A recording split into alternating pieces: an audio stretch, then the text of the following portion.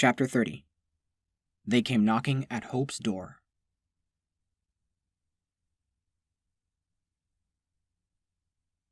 Onion and I followed the mayor through the busy path that cut its way through the entirety of the town. Every trading stall was packed with eager buyers and sellers, and Olive's garden had a line so long it was a wonder that she and the cooks could keep up with the orders, let alone the supplies. I was glad to see this place so lively. That is, until I noticed that everyone was staring at me. What was really bothering me was the fact that it wasn't actually everyone, but rather every resident. Visitors and traders were not paying any heed to me, but the rest of them. Mayor, what's going on? Why are they all looking at me like that?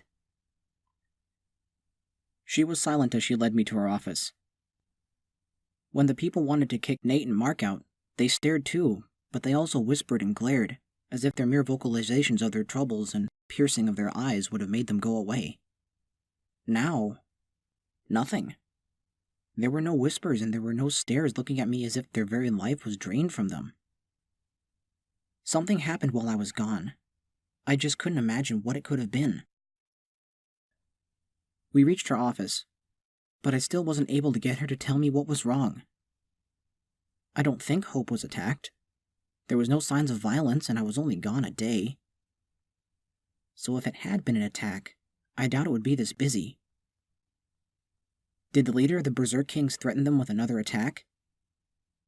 If so, I needed to fix the defense systems instead of standing here. Then a thought hit me. What if she couldn't convince the town to let Mark and Nate back? What if they still thought they were spies and that I was with them? What if they found out about Miss Springs? Her normally sweet voice was completely gone. Her tone made it seem as if I had just been called in to one of my disciplinary meetings with the overseer. But this felt even more serious. While you were gone, we found out some troubling news involving you. News? What kind of news would cause such a thick air of... I still don't even know what it was. What news? What happened while I was gone? The legionaries. The who? Sometimes I forget that you're a Burrow dweller. The legionaries are a group of mercenaries. Unlike the raiders you have come across in the wasteland, these guys won't kill you for fun. They won't rape you just because you're an easy target. No. These guys are worse than that. They represent all that I hate in a mammal. They do it for money. Greed is everywhere. What makes them more dangerous? They will do anything as long as the price is right. Pay them to kill a child? Done. Kill your own mother, daughter? Done. They don't care who they hurt, what they take, as long as they get paid.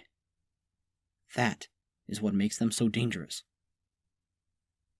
But what does that have to do with me? Miss Springs, it was you who they were after. Wait, what? Me? Why would they be after me? We don't know. They came to me first, asking to hand you over. When I told them that you were no longer here, which incidentally you weren't, they paid a visit to every single resident asking them the same thing. No one got hurt, did they? Thankfully, no. Like I said, they do anything for money, but they won't do anything if there are no caps. They must have been paid to find you, not stir up trouble. Or else I don't think any of us would be standing here. Are they really that bad? They are organized. They have weapons and armor that look like they were just made. They have training and tactics. Not even the Steel Guardians want to tangle with them.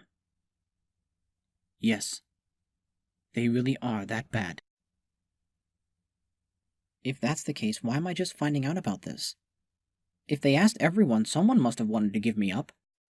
I mean, I was helping the two foxes that they all wanted to be rid of. I thought the same thing. It happened soon after you left, and I didn't have time to convince any of them of the brothers' innocence. The legionaries came empty-pawed, and they left the same. No one was willing to give you up. Honestly, I don't know who they fear more, them or you. They're afraid of me? Yes and no. They are not afraid of you as you are. To them, you are their savior, their hero. But there has been talk of events involving you. The theater, the stadium, Little Redentia. Every time someone hears about a major commotion, you are always at the top of it. I have some friends that say the theater was you, but the other stories are all true. You mean all of them? Yep, and a few more, such as me recently fighting off a boar who was controlling an army of Deathwings. Speaking of which, you haven't seen a boar with a white streak on his head, and, a newly missing tusk, have you? She seemed taken aback at my question, breaking her previously serious demeanor. No, I haven't. Should I? I fucking hope not. I see. She grabbed a few items on her desk and moved them around hastily. Anyways, back to the matter at Hoof. If these mercenaries are after you, you are not safe here. And they're not safe here with me either, are they? No, they are not. While collateral damage with legionaries is usually minimal, if whomever is paying them to get you decides to increase the fee to tear apart Hope in order to find you, then me staying here is a liability. To you and to them. I don't want to ask you to leave. We need you. They need you. But this town cannot handle another attack. Not yet, anyways. Well then, it's settled. The last thing I want on my conscience is the death of more innocents. I don't want to leave as much as you. More so, honestly. I've only been here for a short time, but this place makes me feel more at home than anywhere, even my burrow. If the only way to protect you, all of you, is to leave, then what will you do? Where will you go? I turned to the door and opened it. I'm going to find these legionaries, and I'm going to make them tell me who's paying them. They won't be easy to find, and they would sooner die than reveal a contract holder. Well, if that's the case, I cast a smile towards the mayor that made her look uneasy. There may not be any legionaries left to fear after I'm done with them. Olivia, wait. I didn't want to leave. I had just returned. But I couldn't put this town in danger because of me. I knew nothing about these guys. But from what I've seen in this world, if someone is willing to kill another living being for something as petty as caps, then they have no morals. They're just trash. And trash needs to be disposed of.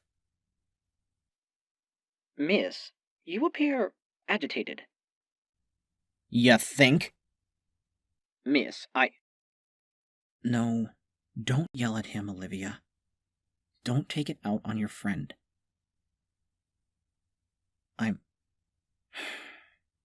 I'm sorry, Onion.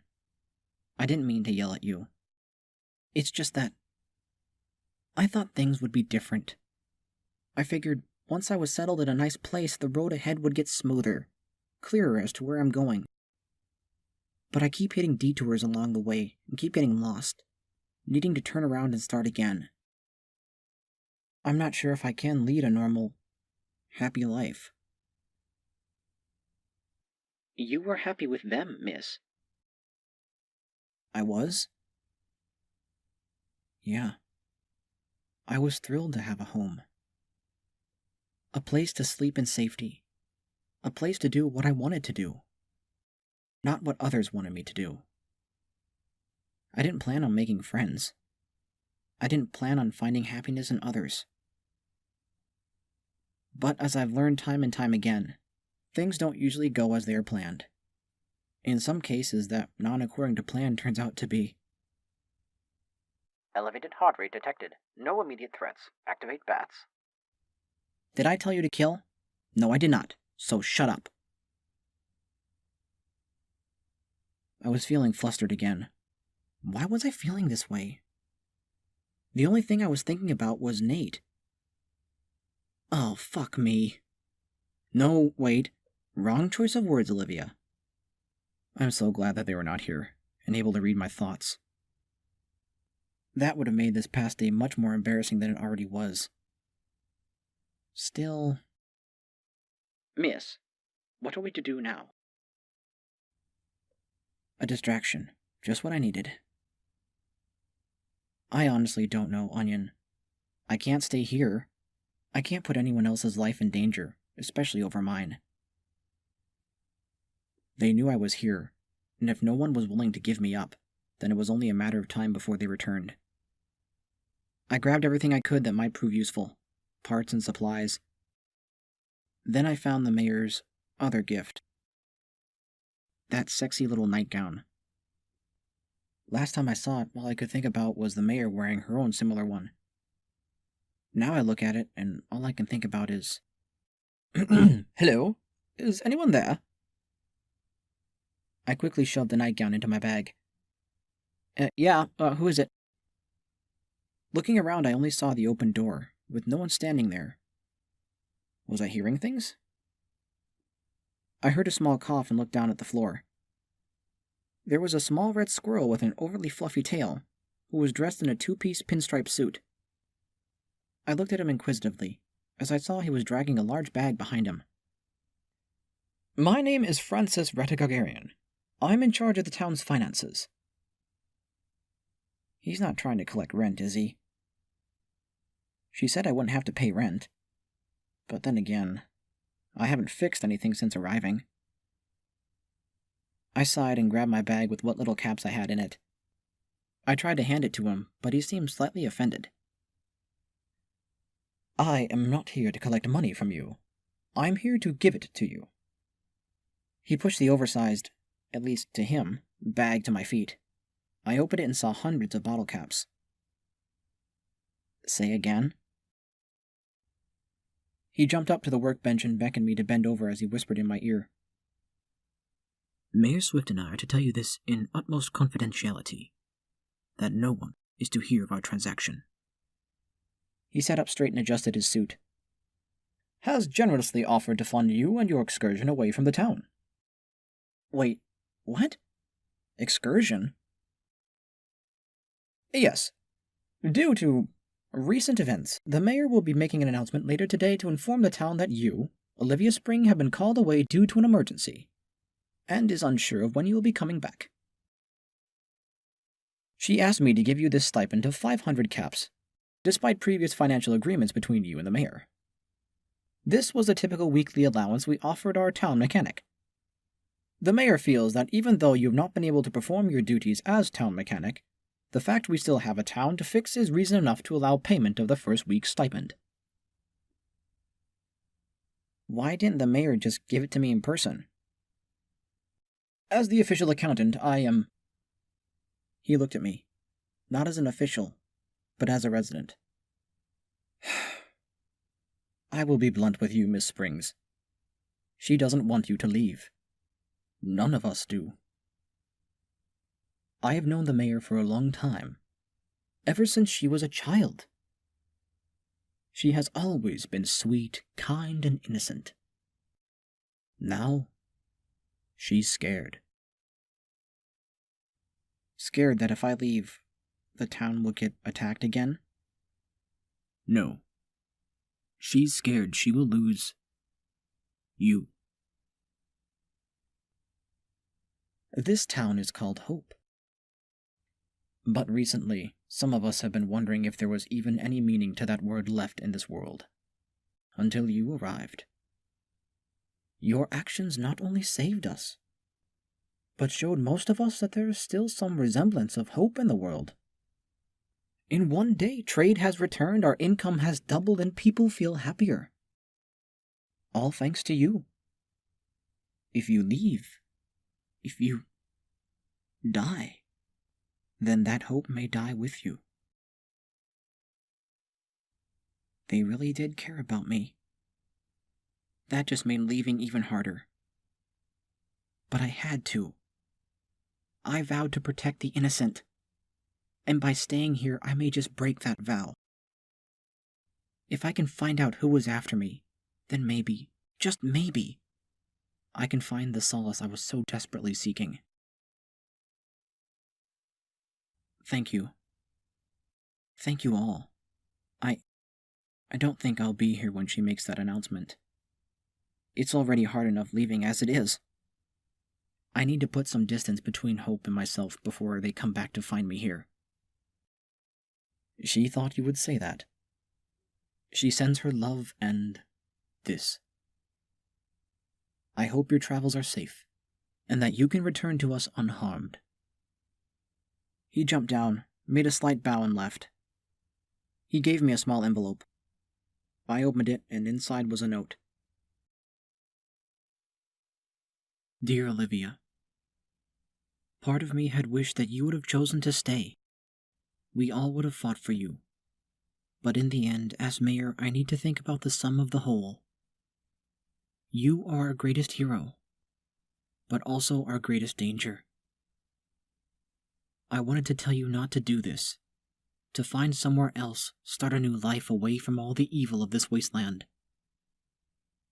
But I know as well as you that nowhere is safe. Even among friends do our enemies grow. But leave knowing this. Your actions have inspired us. Mammals young and old are no longer cowering, using the ignorance of the world as a shield. Some have started to join our security, while what few with technical skills are working on our defenses. You have shown us that we have the ability to stand up for ourselves without needing to rely on others. I thank you. The town thanks you. And remember, you will always have a home here. Sincerely, Jezebel Swift. Don't cry. Please don't cry. Damn it, Olivia! I sat there rereading the note, letting the tears fall onto the paper. I folded it up and put it in my pocket. I remembered that nightmare. I may not be able to save everyone, but I will do whatever it takes to save as many lives as possible. To protect as many as I can. I may not be able to save the world, but I will die trying to save those I can. I had to cut through the outer edges of the town where there was no activity. I wanted to leave without being seen. If someone else were to give me a gift, a letter, or even give me that look of loss, then I don't know what I would have done. I didn't want them to see me cry. I used a group of camels to sneak out of the town. They didn't show me any acknowledgement, so I figured they were just traveling traders. Onion had slipped between the crowd rather unnoticed as well. You would think that out of everyone here a large metallic vegetable would attract attention. But the residents who weren't busy with the traders had started to form a crowd around the center of the town. Her announcement probably. I wanted to hear what she said, but I just left. Once I was far enough away from the crowd, I turned on my radio to the bunker's frequency. Is that Livy? Oh, we were wondering when you were going to call. Hey, Holly, is everyone all right? Yeah, everyone? Wait, what's going on? What's wrong? How could she tell that there was something wrong? Listen, I need to take care of something. Something important. I don't know how long it will be or even where to start. I just wanted to make sure you guys were safe. I heard Marcus's voice come onto the radio. Is that Olivia? Is it? What's she saying? Olivia! Holly's saying there's something wrong. Are you okay? Nate, Drake, it's Olivia. I think something's wrong. I managed to smile. I came from a place where no one liked me and no one wanted me. But to have two places that didn't want me to leave? I think this one will be even harder, though. I don't think Nate heard me. I got a gift for him and he's been fiddling with it all day. What's the matter, Olivia? Holly said you sounded sad. I did. I didn't think I did. Then again, I was just crying. I've already put Hope in danger. I don't want to do the same for you. I'm not sure when I'll be able to return to Hope or you guys. Keep an eye out for the legionaries. Legionaries? Why would they be... There was a loud noise that caused the transmission on their end to become garbled. It kept going in and out as I hit my pip-bore, hoping it was just interference. Nate, workshop, explosion, Drake, Holly. The static was too much and I couldn't get a clear signal. Then it suddenly cut off altogether. Fuck, were they under attack? I should have called them earlier. I should have warned them. I took off in the direction of the bunker. Thankfully, its location was hard locked onto my map, and I didn't need a signal. Whatever was happening, it was still too far off. I wouldn't make it. I had to make it. I had to. I don't know how long I was running. It felt like an eternity. My legs hurt, I couldn't breathe. But I couldn't give up. I had to push myself to the breaking point, and then push past it. If I stopped, even for a second, then that was a second too late for them. I tried jumping over some large debris that would have blocked my way, but I didn't have the energy to do it. Instead, I tripped, causing me to hit the ground. No, get up, get up! I heard a rustling noise above me as something jabbed into my side. Watching the ground below me gain distance. Bunny, save, Drake, protect. Drake? Oh, thank God. What happened at the bunker? Is everyone okay? Cub, break, others, help. Cub break? Nate? Did he mean? He must have sensed my feelings, or seen how I looked. Cub, good. Cub, safe. I felt a tear fall from my eye as I sighed in relief. But there was an explosion and yelling. Cub, poke, blue, break, hurt, ears, loud. I could usually pick up on what he was saying, but I was clueless as to what he meant. I just sat there and let him carry me back to the bunker. Miss, I think I'm starting to hate heights. Ball, no talk. Drake, drop. I object to that statement. Drake, joke. Ball, funny. In that moment, despite everything going on, I started to laugh. What exactly have they been teaching you? We reached the bunker a short while later. To my relief, there was no one near it, and it wasn't a smoking pile of rubble. Maybe they would be safe. Hope was inside a giant building, but even in broad daylight it was still hard to tell that the bunker wasn't more than a pile of earth and sand. Maybe I should convince the mayor to move Hope underground. Holly was at the door and let us in. That single-eared doof really did it this time. What happened? I heard an explosion and then yelling. Oh, he was working on a little toy Marcus bought him a bit ago from a traveling caravan a short distance from here. And that doof must have done something to have it blow up in his face. Literally. Is he okay? Where is he? Aw, is little Livy worried about her Foxy? I felt my face turn red. Did she always do that? I just mean, is he okay? Oh, he'll be fine. Marky is patching him up. Although it might take a few days for his fur to grow back. Holly led me to where the medical area was. I realized that I really didn't know this place all too well. It looked very fortified. It reminded me a lot of the Guardian base I was patched up in, although this place looked much smaller. When we finally got into the room where Marcus was tending to his brother, I could smell singed fur and skin. It started to bring back memories, ones that I tried to ignore.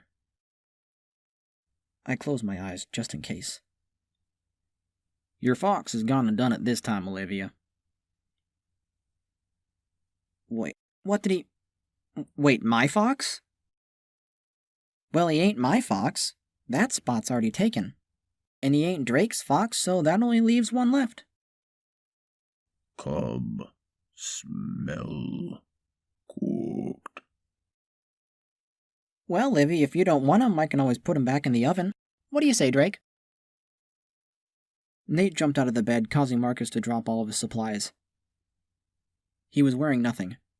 My face started to burn as I quickly turned away. Oh, yeah, I forgot to tell you, Livy.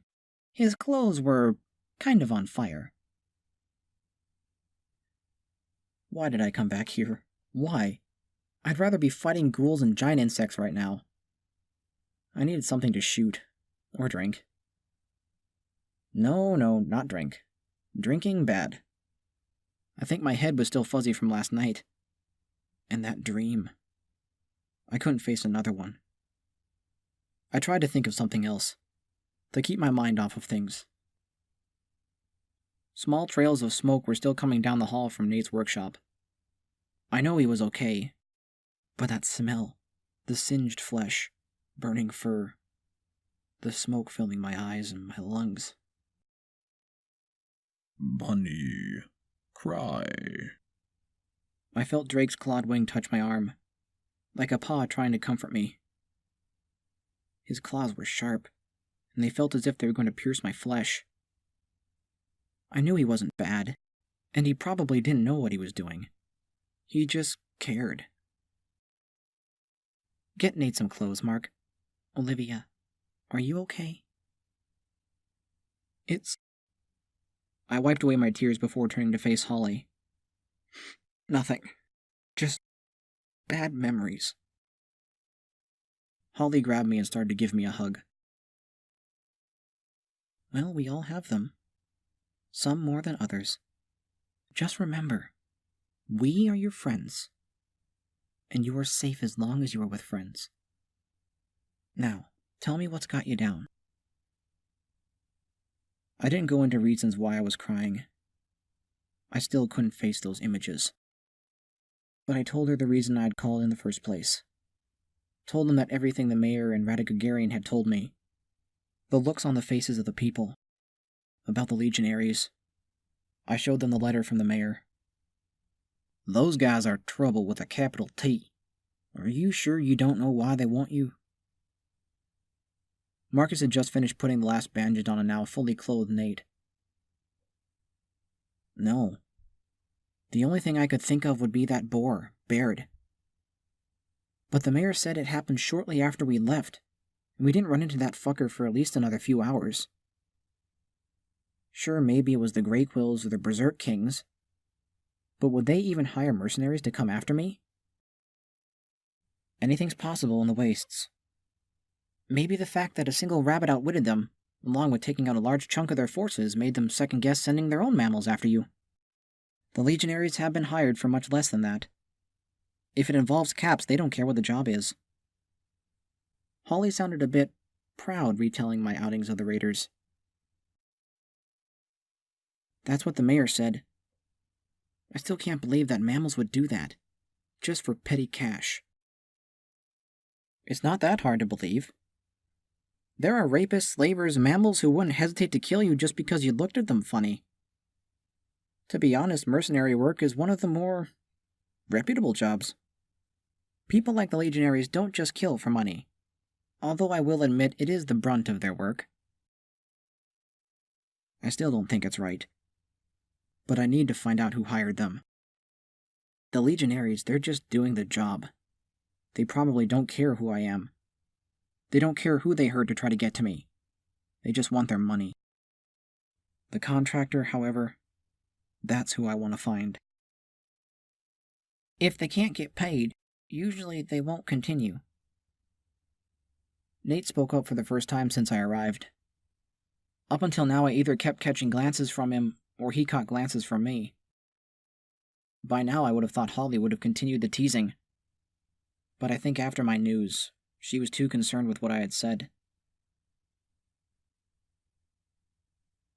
But how will you find them? And should you? I don't know where to start. But I know what I have to do. As long as they're after me, I can't live a peaceful life. I can't just keep looking over my shoulder, wondering who lurks in the shadows. I also can't let anyone close to me get hurt. What if they decide to attack Hope looking for me? What if they find out about this place and hurt you? I was including all of them. But I just couldn't help but focus on Nate. From what my boys tell me, you're not a rabbit who is easily stopped when your mind is set on something. But you can't just go traipsing all over the world hoping to get lucky. You need a plan. I know, it's just... While I mull this over, I have to know. What exactly happened, Nate? Half of his face was wrapped up in a bandage, along with both of his paws. Looking at him like this, and knowing that he was safe, made me feel better. Well, Marcus found a power source from some traders. Marcus interrupted him. He kept complaining that we didn't have anything good enough for his project. I know nothing about these things, but I know it's a good idea. Tell him what for, Fluffhead. It's a gift. He whispered the last part so quietly I almost didn't hear him. A gift? For who? I was trying to modify it to take a reverse charge, when the core went critical and blew up on my workbench. I triple-checked everything. I even had a redundant safety system going. It shouldn't have done that. And that's why I don't let them buy my stuff. A good deal is pointless if it don't work. Maybe you can get your money back? I doubt it. Usually in cases like this, they go with user error. That ghoul is muttering on about a replacement hollow chamber. Maybe we can trade one for what we paid. Do we even have one of those, hollow what's-its? Nate and Marcus kept bickering back and forth. I would have found it rather endearing. But something was bothering me about the conversation. There was something familiar about what they said. A hollow chamber? Not sure what that is. But I assume it has something to do with holographic tech. I remember that those were a thing. And a ghoul? Why does that... Bingo. Why did you just suddenly jump up? What is it, Livy? I know exactly who can help me. The last time we met, he told me he knew everyone. The mammal I was looking for was out there someplace. And if anyone can help me, he can. He owed me after the last 2 times. And I think it's about time to collect. Even if he doesn't think so. Where were the traders, Mark? About a mile southeast of here. Why? Because southeast lies northwest. And that is the one direction that can help me.